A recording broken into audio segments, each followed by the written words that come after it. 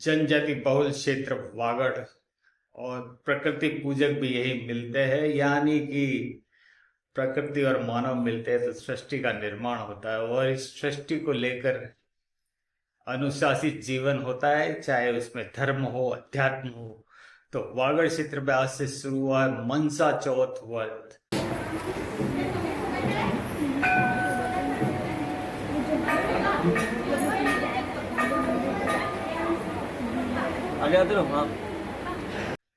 यानी कि बांसवाड़ा और डूंगरपुर दो जिलों में 4 माह तक भगवान शिव की पूजा होगी और जिनकी मनोकामनाएं पूर्ण होती है उन्हें फिर जो प्रसाद मिलता है उसकी अनुभूति अलग होती है। तो आज हमारे साथ में है इस जिले के साहित्यकार कहो, शिक्षाविद कहो या ज्ञान का सागर, तो कई चीजें प्रकाश जी पंड्या आपके पास में है, तो मैं आपसे जानना चाहूंगा इस व्रत के बारे में।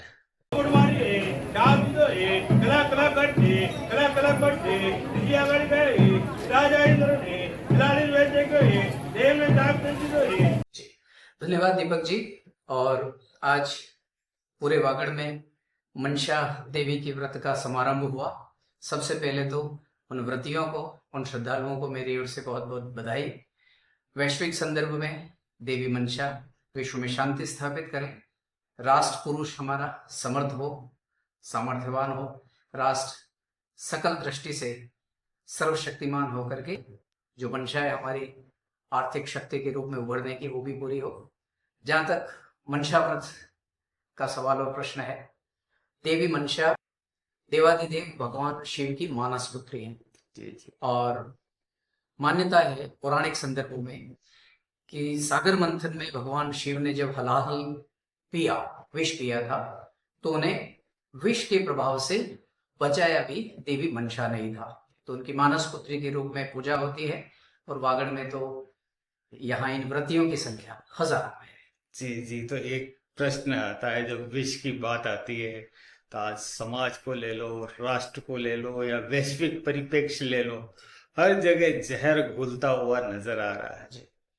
तो इस बारे में ये अगर व्रत किया जाए तो दुनिया में क्या प्रभाव होगा?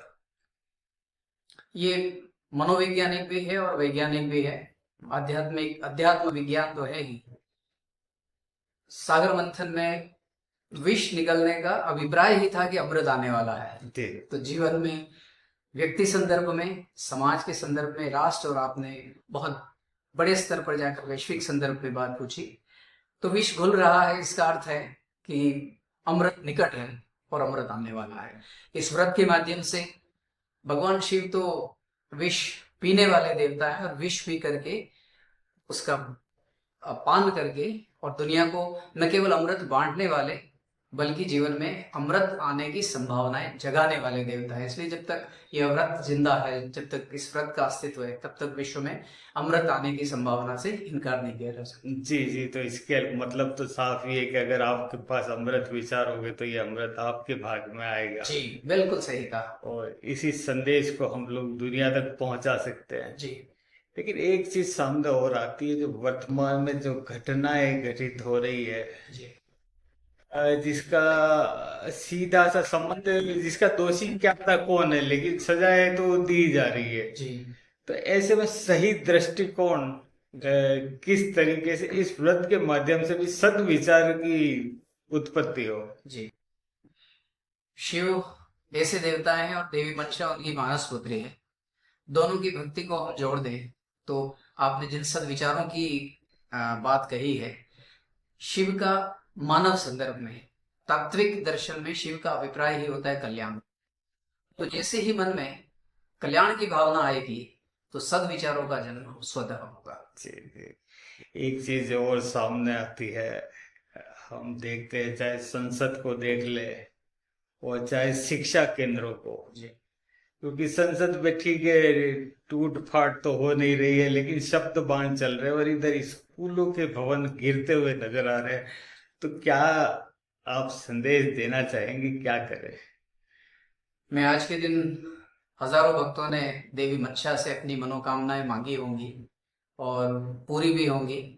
आज के अवसर पर राष्ट्रीय संदर्भ में पूरे देश के संदर्भ में देवी मंशा से मेरी एक मनोकामना है, उन कारिंदों को सद्बुद्धि दे जिनके हाथों में निर्माण की जिम्मेदारी है, और ऐसी सद्बुद्धि दे कि उनके निर्माण की छतें कम से कम मेरे राष्ट्र के मासूमों के सिर पर न गिरे। तो भगवान शिव ने भी यही किया था, अमृत लिया लेकिन खुद के लिए खुद तो विष पी गए। तो आज विष पीने वालों की जरूरत समाज को, देश को, विश्व को है। एक तरफ अमेरिका अपना प्रभाव डालना चाहता है, रूस और यूक्रेन का युद्ध चल रहा है, तो और अलग अलग कई युद्ध चल रहे हैं।